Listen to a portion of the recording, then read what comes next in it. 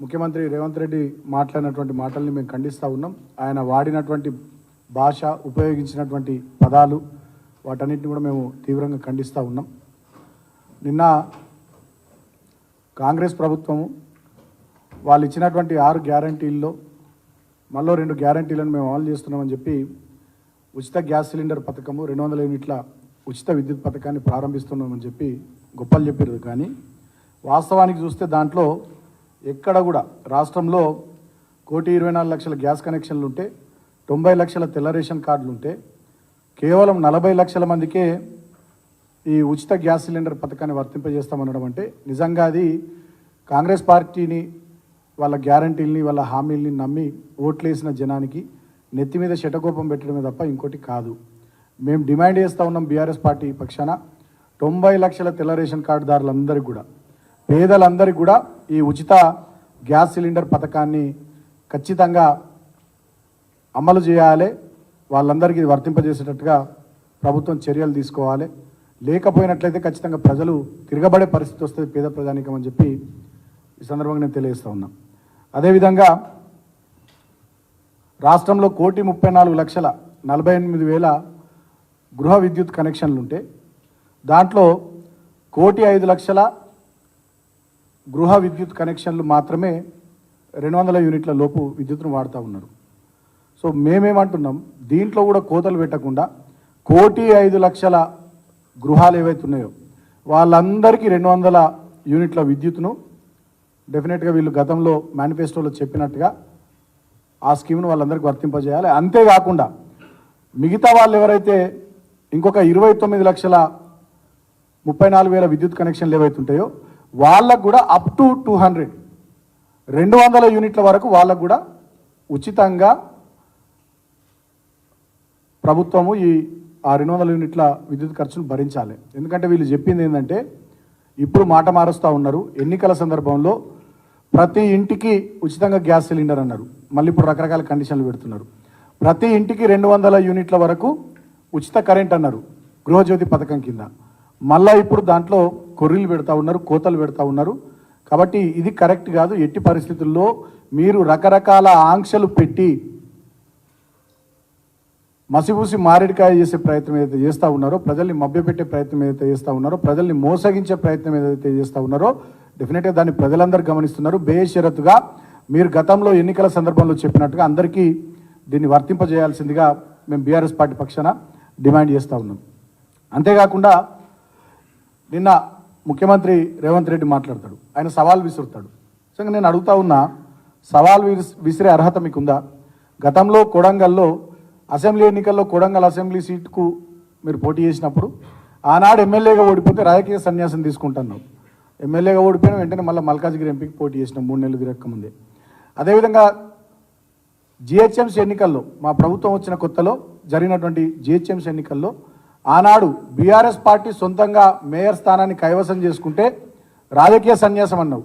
BRS party ఆనాడు 99 సీట్లు సాధించి మా మిత్రపక్షం మజ్లిస్ పార్టీతో కలుపుకొని బ్రహ్మాండంగా ఆనాడు మేము మేయర్, డిప్యూటీ మేయర్ స్థానాల్ని కైవసం చేసుకున్నాం. మళ్ళా నువ్వు మాట తప్పినావు. ఏదో ఎన్నికలలో మస్తు మాట్లాడతాం, గవాన్ని పట్టించుకుంటారు, ఎన్నికల సందర్భంలో మాట్లాడే మాటలని మళ్ళా నువ్వు మాట తప్పినావు. కాబట్టి అటువంటి నీకు సవాల్ చేసే అర్హత లేదు. అయినప్పటికీ నువ్వు నిన్న సవాల్ చేసినావు కాబట్టి కేటీఆర్ గారిని ఇవాళ మేము సవాల్ చేస్తూ ఉన్నాం. మీకు దమ్ముంటే మీ రాహుల్ గాంధీ గారిని ప్రధానమంత్రి అభ్యర్థిగా ప్రకటించుకొని 543 సీట్లున్న లోక్సభలో ఈ భారతదేశంలో మ్యాజిక్ ఫిగర్ 270 సీట్లు కదా, దమ్ముంటే ఆ 272 సీట్లు మ్యాజిక్ ఫిగర్ దాటేటట్టుగా కాంగ్రెస్ పార్టీ మీ రాహుల్ గాంధీ గారిని ప్రధానమంత్రి అభ్యర్థిగా ప్రకటించుకొని ఎన్నికలకు పోవాల్సిందిగా నేను సవాల్ చేస్తూ ఉన్నా. ఎట్లయితే మా కేటీఆర్ గారు మొన్న అన్నారో, రేవంత్ రెడ్డిని ముఖ్యమంత్రి అభ్యర్థిగా ముందే ప్రకటిస్తే 30 సీట్లు కూడా రావని అన్నారు. రాహుల్ గాంధీ గారిని ప్రధానమంత్రి అభ్యర్థిగా ప్రకటిస్తే మీకు ప్రధాన ప్రతిపక్ష హోదా కూడా దక్కదు. 55 సీట్లు రావాలి ఎల్ఓపికి లోక్సభలో, ప్రధాన ప్రతిపక్ష హోదా కూడా దక్కదు. మీకు దమ్ముంటే మేము సవాల్ చేస్తూ ఉన్నాం, రాహుల్ గాంధీ గారిని ప్రధానమంత్రి అభ్యర్థిగా ప్రకటించుకొని మీరు లోక్సభ ఎన్నికల్లో కాంగ్రెస్ పార్టీ పోటీ చేయాలి. పోటీ చేసి సొంతంగా మీరు ప్రభుత్వాన్ని ఏర్పాటు చేసే సీట్లను సాధించాలే, మీకు ఆ దమ్ముందా రాహుల్ గాంధీ గారిని ప్రధానమంత్రి అభ్యర్థిగా ప్రకటించుకొని పోటీ చేసే ముఖం ఉందా మీకు అని చెప్పి నేను రేవంత్ రెడ్డిని సవాల్ చేస్తూ ఉన్నా. నువ్వు ఏ పార్టీ మీద సవాల్ చేస్తూ ఉన్నావు? తెలంగాణను తెచ్చిన పార్టీ, తెచ్చిన తెలంగాణలో 2 సార్లు అధికారాన్ని చేజిక్కించుకొని బ్రహ్మాండంగా ప్రజల కోసం పనిచేసిన పార్టీ, అటువంటి పార్టీ మీద, అటువంటి నాయకుని మీద నువ్వు సవాల్ చేసే ముందు 1-2 సార్లు ఆలోచించుకోవాలని చెప్పి నేను రేవంత్ రెడ్డికి హితవు పలుకుతా ఉన్నా. ఆయన మాట్లాడితే ఏమంటాడు? మేము మంచి పనులు చేస్తున్నాం, మమ్మల్ని ఓడతలేరు అంటాడు. అసలు నువ్వు ఏడ మంచి పని చేస్తున్నావు? మొత్తం అబద్ధాల పనులు, భూతు పురాణాలు, ఇది తప్ప మంచి పనులు ఎక్కడ ఉన్నాయి నీ దగ్గర? ఇవాళ కేసీఆర్ గారేమో ఈ రాష్ట్రాన్ని వికాసం వైపు నడిపిస్తే, దీన్ని ఒక రోల్ మోడల్గా దేశంలో తీర్చిదిద్దితే, మీరు దీన్ని విధ్వంసం వైపు నడిపిస్తున్నారు. ఇవాళ కాళేశ్వరం ప్రాజెక్టు, మేడిగడ్డ బరాజు 3 పిల్లర్లు కుంగిపోతే వాటిని పునరుద్ధరించి ఈ యాసంగి పంటకు నీళ్ళు ఇవ్వాల్సినటువంటి మీరు నీళ్ళు ఇవ్వకుండా ఇవాళ వచ్చే జూన్ నాటికి గోదావరిలో ప్రాణహితలో వరద రావాలి, ఆ మేడిగడ్డ ప్రాజెక్టు కొట్టుకపోవాలనేటటువంటి కుట్ర చేస్తున్నది వాస్తవం కాదా? మొన్నటికి మొన్న అసెంబ్లీ సమావేశాల్లో మీ ఒక ఎమ్మెల్యే అసెంబ్లీలో లేచి నిలబడి ఏం మాట్లాడతారు? ఆయనకు అవకాశం వస్తే మిషన్ భగీరథ ప్రాజెక్టే తప్పు అని మాట్లాడతారు. ఇవాళ విద్యుత్ ప్రాజెక్టుల విషయంలో మీరు, మీ మంత్రులు, మీ ఎమ్మెల్యేలు అందరూ కూడా అబద్ధాలు, దుష్ప్రచారాలు చేస్తూ ఉన్నారు. అంటే ఇవాళ తెలంగాణ 10 సంవత్సరాల్లో సాధించిన ప్రగతి మీద, తెలంగాణ రాష్ట్రం ఎదుగుదల మీద ఇవాళ మీరు విషం కక్కుతూ ఉన్నారు. మిమ్మల్ని ఎట్లా ఓడుతారు? చేస్తున్నదంతా దుష్ప్రచారం, కక్కుతున్నదంతా విషయం, మళ్ళీ మిమ్మల్ని మేము ఓడాలని మాట్లాడుతున్నారు. ఏదైనా ఒక మంచి పని చేస్తే ఓడుతాం కదా. ఏం మంచి పని చేశారు మీరు? ఒక్కటంటే ఒకటి మంచి పని చేసిరా? మీరు అధికారంలోకి వచ్చినాక కృష్ణానది మీద కట్టిన ప్రాజెక్టులను కేంద్ర ప్రభుత్వానికి అప్పచెప్పుడు, అందుకు మిమ్మల్ని ఓడాలా? 17 లక్షల ఎకరాల ఆయకట్టును స్థిరీకరించి దాదాపు కొత్తగా 1,00,000 ఎకరాలకు నీళ్ళు ఇచ్చి 22 జిల్లాల్లో బ్రహ్మాండంగా అద్భుతంగా పంటలు పండించి తెలంగాణ దేశానికి అన్నం పెట్టే స్థాయికి ఎదగడానికి కారణమైనటువంటి కాళేశ్వరం ప్రాజెక్టును మీరు పక్కన పెట్టి దాంట్లో మేడిగడ్డ బ్యారేజ్ కొట్టుకపోవాలని చెప్పి కుట్రలు చేస్తున్నందుకు మిమ్మల్ని పొగడాలా? 13 రాష్ట్రాల వాళ్ళు ఇక్కడికి వచ్చి తెలంగాణలో మిషన్ భగీరథ ప్రాజెక్టును చూసి వాళ్ళ రాష్ట్రాల్లో ఇంప్లిమెంట్ చేసే ప్రయత్నాలు చేస్తే, అటువంటి ప్రాజెక్టును అసెంబ్లీ వేదికగా మీరు తప్పుపడుతూ అసలు ఆ ప్రాజెక్టే తప్పు అని చెప్పి మీరు మాట్లాడుతున్నందుకు మిమ్మల్ని ఓడాలా? ఎందుకు ఓడాలా మిమ్మల్ని? మీరు ఏం చేసిరని ఓడాలి? 2000 పెన్షన్ 4,000 చేసినందుకు ఓడాలా? చేసిరా? చేస్తామన్నారు. ప్రతి మహిళకు 2,500 ఇస్తామన్నారు. 2 లక్షల ఉద్యోగాల జాబ్ క్యాలెండర్ ఇస్తామన్నారు. యువకులకు నిరుద్యోగ భృతి ఇస్తామన్నారు. మెగా డిఎస్సి అన్నారు మొదటి క్యాబినెట్లోనే. 2 లక్షల రుణమాఫీ ఇందిరమ్మ రాజ్యంలో డిసెంబర్ 9వ తారీఖు తర్వాత అన్నారు. రైతు భరోసా కింద 15,000 ఇస్తామన్నారు. కౌలు రైతులకు కూడా ఇస్తామన్నారు. ఒక్కటి మీరు ఇచ్చినటువంటి మాట మీద లేకుండా, మీరు ఇచ్చినటువంటి హామీని నిలబెట్టుకునే ప్రయత్నం చేయకుండా ఇంకా నిస్సిగ్గుగా భూతు పురాణాలు, అబద్ధపు ప్రచారాలతోని ఎదురుదాడి చేసే, అంటే ఇంకా మీరు పాలకపక్షం అనేటటువంటిది మర్చిపోయి ప్రతిపక్షం అనేటటువంటి భావనలోనే ఉన్నారేమో అనిపిస్తుంది రేవంత్ రెడ్డిని చూస్తే. ఇంకోటి కూడా చాలా స్పష్టంగా అర్థమవుతుంది ఏంటంటే, ప్రజల దృష్టిని మరల్చే కుట్ర చేస్తూ ఉన్నాడు రేవంత్ రెడ్డి. ఆయన ఇచ్చినటువంటి, కాంగ్రెస్ పార్టీ ఇచ్చినటువంటి 420 హామీలు కానీ 6 గ్యారంటీల మీద ప్రజల్లో, తెలంగాణ సమాజంలో చర్చ జరగకుండా ఈ భూతు పురాణాల దిక్కు తిప్పుతా ఉన్నాడు. అబద్ధపు ప్రచారాలు, భూతు పురాణాల వైపు, అడ్డగోలు సవాళ్ళ వైపు, ఇష్టం వచ్చినట్టుగా మాట్లాడే వైపు అటెన్షన్ అంతా డైవర్ట్ చేస్తూ ఉన్నాడు. పైన ఢిల్లీలో మోడీ ఉంటే ఇక్కడ ఏడీ వచ్చిండు.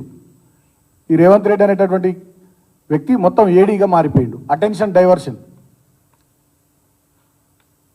ఇవాళ తెలంగాణ సమాజంలో మీరు ఎన్ని రకాలుగా చెడు భాష మాట్లాడినా, పిచ్చి ప్రేలాపలను వెళ్ళినా సమాజం గమనిస్తూ ఉంది. మీరు ఇచ్చినటువంటి హామీలు, మీరు ఇచ్చినటువంటి గ్యారంటీలు మీరు నిలబెట్టుకోకపోతే, అమల్లోకి తీసుకొని రాకపోతే డెఫినెట్గా వచ్చే పార్లమెంట్ ఎన్నికల్లో ప్రజలు కర్రు కాల్చి వాత పెడతారు.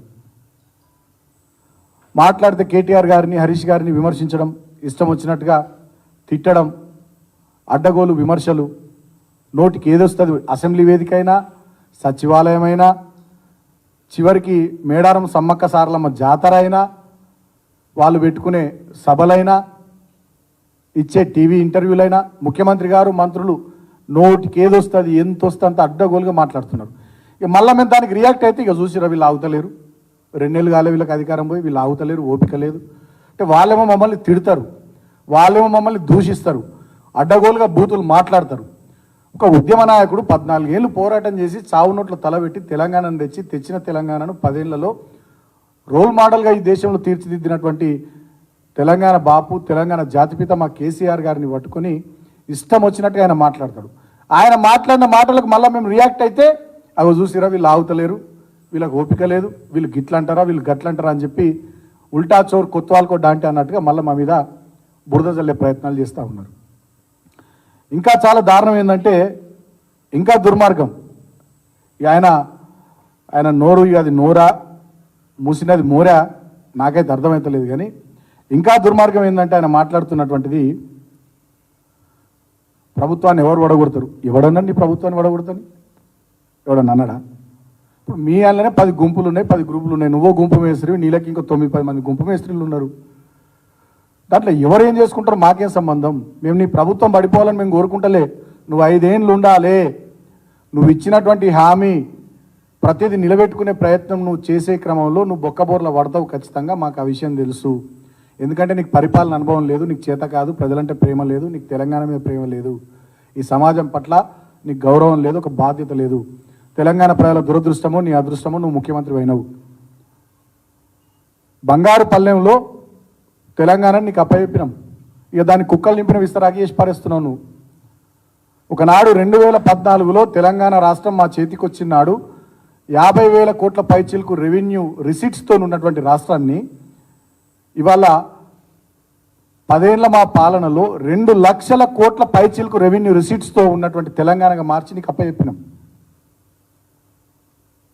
ఆ స్థాయిలో రెవెన్యూ ఇన్కమ్ తెలంగాణకు వస్తూ ఉంటే 2 లక్షల కోట్ల పైచిలకు రెవెన్యూ ఇన్కమ్ తెలంగాణలో వస్తూ ఉంది. 2022-23కి వచ్చింది, it's on record.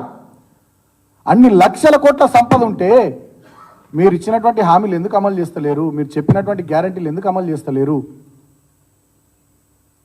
Rythu Bandhu నిధులు 7,700 కోట్లు మేము ఖజానాలో పెట్టిపోతే ఆనాడు మీరే కంప్లైంట్ ఇచ్చి ఎన్నికల సందర్భంలో రైతుల ఖాతాల్లో ఆ డబ్బులు పడకుండా వేసినారు. మరి ఇప్పటికి కూడా రైతు బంధు నిధులు ఎందుకు రైతుల ఖాతాల్లో పడతలేవు? ఎందుకు మీ మంత్రుల కంపెనీల ఖాతాల్లోకి పోతున్నాయి? ఎందుకు మీకు సంబంధించిన పెట్టుబడిదారులు కాంట్రాక్టర్ల ఖాతాల్లోకి ఆ డబ్బులు మల్లుతూ ఉన్నాయి? సమాధానం చెప్పాలి. ఇది వాస్తవం కాదా నేను మాట్లాడేది? రైతు బంధు నిధులు రైతుల ఖాతాల్లోకి పోకుండా రెవెన్యూ మంత్రి పొంగులేటి శ్రీనివాసరెడ్డి రాఘవ కన్స్ట్రక్షన్స్ కంపెనీ ఖాతాల్లోకి పోలేవా? మీకు దమ్ముందా? మీరు అధికారంలోకి వచ్చిన నాటి నుండి ఇవాళ వరకు ఏ కంపెనీలకు ఫైనాన్స్ డిపార్ట్మెంట్ నుండి ఎన్ని నిధులు విడుదల చేసిరో దాని మీద ఒక శ్వేతపత్రం ప్రకటించే దమ్ము మీకుందా? ఉందా మీకు? ఏ కంపెనీలకు ఏ కాంట్రాక్ట్ సంస్థలకు ఎన్ని నిధులు మీరు వాళ్ళకు మళ్ళించిరో శ్వేతపత్రం విడుదల చేసే దమ్ముందా మీకు? అడ్డగోలుగా మీ అనుయాయులకు మీ అవసరాలకు పనికొచ్చేటటువంటి వాళ్ళందరూ కూడా రైతుల ఖాతాల్లోకి పోవాల్సినటువంటి డబ్బులు, పెన్షన్దారుల ఖాతాల్లోకి పోవాల్సినటువంటి డబ్బులు, మహిళల ఖాతాల్లోకి పోవాల్సినటువంటి డబ్బులన్నింటినీ వాళ్ళ ఖాతాల్లోకి మలిపినటువంటి మీరు ఇవాళ మమ్మల్ని ఓడుతలేరు. ఎందుకు ఓడాలి? మిమ్మల్ని ఏం ఘనకార్యం సాధించడానికి మిమ్మల్ని ఓడాలి? ఇవాళ మేము డిమాండ్ చేస్తూ ఉన్నాం, వెంటనే 3 విషయాలు ఇవాళ స్పష్టంగా మేము డిమాండ్ చేస్తూ ఉన్నాం. వెంటనే రైతు బంధు డబ్బులన్నీ రైతుల ఖాతాల్లో పడేటట్టుగా ఈ ప్రభుత్వం చర్యలు తీసుకోవాలి. వెంటనే మేడిగడ్డ బారాజుకు సంబంధించి కుంగిన 3 పిల్లర్లను మరమ్మతులు, కాపర్ డ్యామ్ నిర్మించి వాటిని వెంటనే మరమ్మతులు పూర్తి చేయాలి. పూర్తి చేయకపోయినట్టయితే డెఫినెట్గా ఖచ్చితంగా ఇది కాళేశ్వరం ప్రాజెక్టుపై కాంగ్రెస్ పార్టీ కుట్రగానే తెలంగాణ సమాజం, తెలంగాణ రైతాంగం భావిస్తుందని చెప్పి నేను తెలియజేస్తూ ఉన్నా. ఎందుకంటే చాలా చోట్ల పొలాలు ఎండిపోతున్నాయి, కాలువల్లో నీళ్లు లేవు, చెరువుల్లో నీళ్లు లేవు, బోర్లు నీళ్లు పోస్తలేవు, కరెంటు కష్టాలు ఉన్నాయి, రైతులు రోడ్డెక్కుతూ ఉన్నారు, అన్నదాతల సమస్యల్ని పట్టించుకున్నటువంటి పరిస్థితే లేదు. కాబట్టి డెఫినెట్గా మేడిగడ్డ బ్యారేజ్ దగ్గర ఆ పనులు పూర్తి చేయాలి, పంపింగ్ స్టార్ట్ చేయాలని చెప్పి మేము ఈ ప్రభుత్వాన్ని డిమాండ్ చేస్తూ ఉన్నాం. అదే కాకుండా నిరుద్యోగుల పక్షాన కూడా నేను అడుగుతా ఉన్నా, తక్షణమే మెగా డిఎస్సిని వేయాలి. గ్రూప్ 1 ఉద్యోగాలకు సంబంధించిన నోటిఫికేషన్ మేము గతంలో 403 ఇస్తే దానికి ఒక 60 కలిపి 463 ఇచ్చారు. ఎన్నికల సందర్భాల్లో మీరు ఏమన్నారు? 563 ఇచ్చారు. 503 మేము ఇస్తే దానికి కొన్ని 60 కలిపి ఇచ్చారు. ఎన్నికల సందర్భాల్లో మీరు ఏమన్నారు? 1500 గ్రూప్ 1 ఉద్యోగాలు ఉన్నాయి, వీళ్ళు ఇస్తలేరన్నారు. మరి 1500 ఉద్యోగాలు ఉంటే ఇంకా వేయటివేని మరి ఇవ్వాలి కదా నోటిఫికేషన్, మీరు ఎందుకు ఇస్తలేరు? గ్రూప్ 2 ఉద్యోగాలకు సంబంధించి, గ్రూప్ 3 ఉద్యోగాలకు సంబంధించిన నోటిఫికేషన్లు ఇవ్వాలి.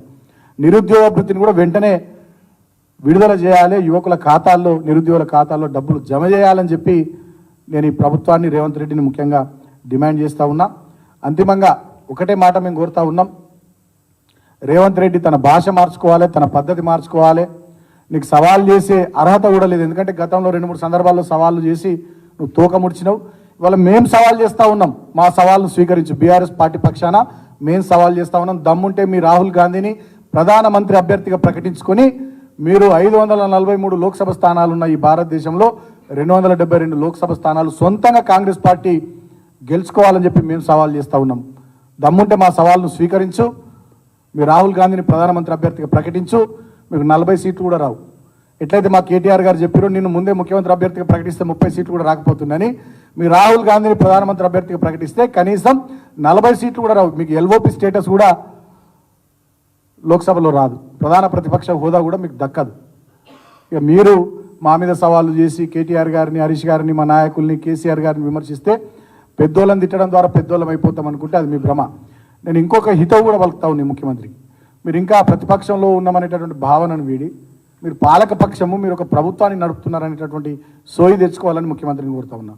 ఇంకా తిట్టడాలు, ఇంకా అడ్డగోలుగా ఇష్టం వచ్చినట్టుగా పరుష పదజాలంతో మాట్లాడాలి, ఇవన్నీ బంద్ చేసి పాలన మీద దృష్టి పెట్టాలని ముఖ్యమంత్రికి హితవు పలుకుతా ఉన్నా.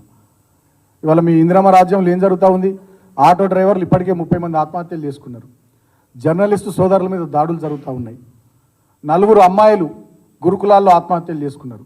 రాష్ట్ర వ్యాప్తంగా 10ల సంఖ్యలో రైతులు ఆత్మహత్యలు చేసుకున్నారు. కరెంటు కష్టాలు, మంచినీళ్లకు గోస, సాగునీళ్లకు తన్లాట. ఇవాళ మీ ఇందిరమ్మ రాజ్యంలో ఆకలి కేకలు, ఆర్తనాదాలు ఏ మూలకు పోయినా వినిపిస్తూ ఉన్నాయి. పాలన మీద దృష్టి పెట్టి మీరు ఏం పనులు చేయాలో ఆ పనులు చేయాలి. ప్రజాస్వామ్యయుతంగా రాజ్యాంగబద్ధంగా పరిపాలనను కొనసాగించే పని మీద దృష్టి పెట్టమంటే మళ్ళీ రెచ్చగొట్టే ఉపన్యాసాలు, పరుష పదజాలంతో నాయకుల మీద దాడి, ఎవరన్నా మాట్లాడితే పోలీసు బెదిరింపులు, వేధింపులు, నీ అనుచరులతోని, నీ గూండాలతోని, నీ అల్లరి మూకలతోని వాళ్ళ మీద దాడులు చేయించి భయపెట్టేటటువంటి కుట్రలు, కుతంత్రాలు ఇవన్నీ జరుగుతూ ఉన్నాయి. వీటికి తెలంగాణ సమాజం భయపడదు. రేవంత్ రెడ్డి గుర్తుపెట్టుకో, ఆనాడే రాజశేఖర్ రెడ్డి, చంద్రబాబు నాయుడు, కిరణ్ కుమార్ రెడ్డి లాంటి వాళ్ళు ఉన్నప్పుడే తెలంగాణ సమాజం భయపడకుండా పోరాటం చేసి కేసులు, జైలు, ఇబ్బందులు ఎన్ని అయినా ఎదుర్కొని తెలంగాణ తెచ్చుకున్నది కేసీఆర్ గారి నాయకత్వంలో. ఇప్పుడు నీ ఉడత ఊపులకు, తాటాకు చప్పులకు బెదిరేటోడు, భయపడేటోడు ఎవ్వరు లేడు. నువ్వెన్ని కేసులు పెడితే అంత ప్రజల్లో తిరుగుబాటు వస్తుంది. నువ్వెంతమందిని వేధిస్తే ప్రజల్లో అంత తిరుగుబాటు వస్తుంది, అంత త్వరగా తిరుగుబాటు వస్తుంది. నువ్వెంతమందిని చంపించే ప్రయత్నాలు చేస్తే ప్రజల్లో అంత తొందరగా తిరుగుబాటు వస్తుంది. నువ్వెంతమందిని బెదిరించే ప్రయత్నాలు చేస్తే నీ పోలీసులను అడ్డం పెట్టుకొని, నీ పోలీస్ వ్యవస్థను, నీ ప్రైవేట్ గ్యాంగ్స్టర్లను అడ్డం పెట్టుకొని, అల్లరి ముక్కలను అడ్డం పెట్టుకొని నువ్వు సోషల్ మీడియా పిల్లల్ని బెదిరించినా, కేసులు పెట్టినా, అరెస్టులు చేసినా, భయభ్రాంతులకు గురి చేసినా, చంపే ప్రయత్నాలు చేసినా ఎవ్వడు కూడా భయపడు. ఇప్పటికే ప్రజలందరికీ కూడా అర్థమైపోయింది, రాష్ట్రంలో అరాచకపు పాలన కొనసాగుతూ ఉంది. ఈ అరాచకపు పాలన డెఫినెట్గా దీని అంతానికి ప్రజలు నడుం బిగించే రోజు వస్తుంది, పిడికిలెత్తే రోజు వస్తుంది. ఎందుకంటే తెలంగాణ ఇది తిరగబడుతుంది, మరలబడుతుంది. దీనికి ఉన్నటువంటి నేపథ్యం అటువంటిది. నీకు నువ్వు అనుకుంటున్నావు కావచ్చు, ఇక నేను ముఖ్యమంత్రి అయినా నాకు ఎదురు లేదు, తిరుగులేదు. ఏదో ఇక నేను ఇందాక అన్నట్టుగా తెలంగాణ ప్రజల దురదృష్టమో, నీ అదృష్టమో, ఇక కాంగ్రెస్ పార్టీ కేసీ వేణుగోపాల్కు నువ్వేం చెప్పినావో, మీ హైకమాండ్కి ఏం చెప్పినావో, ఎట్లనో అట్లా నువ్వు ముఖ్యమంత్రి అయినావు. కానీ చరిత్రలో ఒక ముఖ్యమంత్రిగానే నీకు స్థానం ఉంటుంది తప్ప ఒక ప్రజానాయకుడిగా, ఒక అద్భుతమైనటువంటి పరిపాలకుడిగా నీకు చోటు ఉండదు. ఎందుకంటే నువ్వు చేస్తున్నటువంటి పనులు ఈ 2.5 నెలల్లో ప్రజల కళ్ళ ముందర ఉన్నాయి. ఇదే ఉమ్మడి ఆంధ్రప్రదేశ్లో ఒక ఎన్టీ రామారావు అద్భుతంగా పరిపాలన కొనసాగించిండు, ఎన్నో సంస్కరణలు తీసుకొచ్చిండు, తనదైన ముద్ర సమాజం మీద వేసిండు. రాజశేఖర్ రెడ్డి గారు డెఫినెట్గా ఆయన కూడా ప్రజలకు ఎన్నో సంక్షేమ కార్యక్రమాలు పెట్టి, అభివృద్ధి కార్యక్రమాలు పెట్టి ఒక ముఖ్యమంత్రిగా ఆయన కూడా తనదైన ముద్ర వేసిండు. కేసీఆర్ గారు 10 సంవత్సరాలు ఏకదాటిగా తెలంగాణను పరిపాలించిండు, తెలంగాణను తెచ్చిన నాయకుడు. ఇవాళ ఆయన తెలంగాణ బాపుగా తెలంగాణ ప్రజల మన్ననలు పొందిండు. బ్రహ్మాండంగా సంక్షేమం, అభివృద్ధిలో దేశంలో ఇట్లా పని చేసుకోవచ్చు, ఇట్లా పథకాలు పెట్టవచ్చు, ఇట్లా అభివృద్ధిని వేగంగా ఉరుకులు పరుగులు పెట్టియొచ్చు అని చెప్పి దేశానికి దిక్సూచిగా ఆయన పాలన నిలబడ్డది. ఆయనది ఒక ముద్ర. కిరణ్ కుమార్ రెడ్డి కూడా ముఖ్యమంత్రి ఉండే, రోషయ్య కూడా ముఖ్యమంత్రి ఉండే, ఇంకా చాలామంది నాకు పేర్లు తెలియని వాళ్ళు మన ఆంధ్రప్రదేశ్లో చాలామంది ముఖ్యమంత్రులు ఉండే. ఆ కోవలో నువ్వు ఒక ముఖ్యమంత్రిగా మిగిలిపోతావు తప్ప ఒక ప్రజానాయకుడిగా ఒక గొప్ప పరిపాలకుడిగా నువ్వు చరిత్రలో నిలబడలేవు. నువ్వు చరిత్రలో ఆ స్థాయికి రావాలంటే ఓపిక తెచ్చుకోవాలి, సహనం తెచ్చుకోవాలి. నువ్వు ముఖ్యమంత్రి, ప్రభుత్వ అధినేత అనే విషయాన్ని గుర్తుపెట్టుకోవాలి.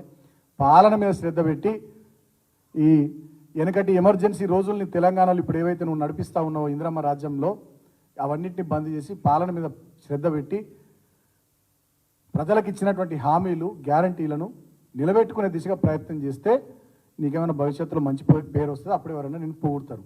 ఇక ఇప్పుడు మైక్ దొరకగా నన్ను ఎవరు పొగుడతలేరు, ఎవరు ఎందుకు పొగుడతారు నిన్ను? కాబట్టి ఆ దిశగా ముఖ్యమంత్రి ఆలోచన చేయాలని చెప్పి నేను హితవు పలుకుతా ఉన్నాను. Thank you.